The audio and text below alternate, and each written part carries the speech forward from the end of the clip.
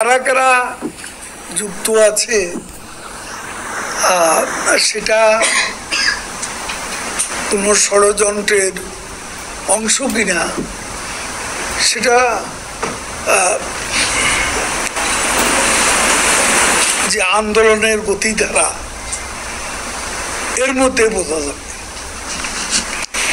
এই গতিধারায় সবকিছুই সময়ের পরিবর্তনে সবকিছু পরিষ্কার হয়ে যাবে, কোনো কিছু হাইড করা সম্ভব হবে না। বঙ্গবন্ধু কন্যা জননেত্রী শেখ হাসিনা স্মার্ট বাংলাদেশ বিনির্মাণে যে সংগ্রাম শুরু করেছে তার মূল চালিকা শক্তি হলো মেধাবী জনগোষ্ঠী। শিক্ষিত দক্ষ স্মার্ট প্রজন্ম গঠনের মধ্য দিয়ে স্মার্ট বাংলাদেশ বিনির্মাণের সংগ্রামকে অভীষ্ট লক্ষ্যে পৌঁছে দিতে মেধাবী তরুণ প্রজন্মই আমাদের প্রধান শক্তি। এখানে একটা বিষয় আমি উল্লেখ করতে চাই এবং আমাদের সবার জানা দরকার, সাংবাদিক হিসাবে আপনাদেরও বিষয়টি জেনে নেওয়া দরকার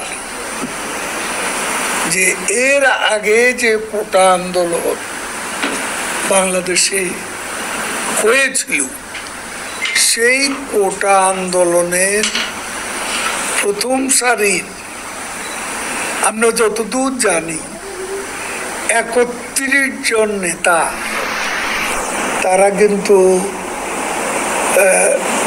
সিভিল সার্ভিস মানে বিসিএস পরীক্ষায় তারা কিন্তু উত্তীর্ণ হতে পারেন। এটা আপনারা হিসেব নিতে পারেন।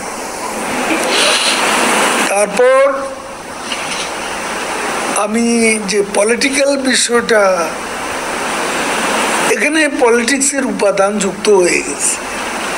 আমাদের ডিভাইসিভ পলিটিক্স, পোলারাইজড পলিটিক্স এখানে যুক্ত হয়ে গেছে।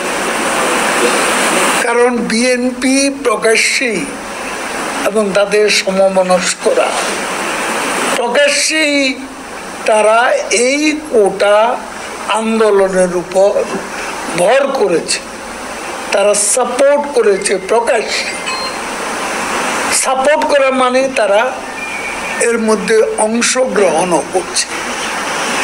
কাজেই এটা এখন পোলারাইজ পলিটিক্সের ধারার মধ্যেই পড়ে গেছে। এটার পলিটিক্যাল কালার নতুন করে বলার আর অপেক্ষা রাখে না।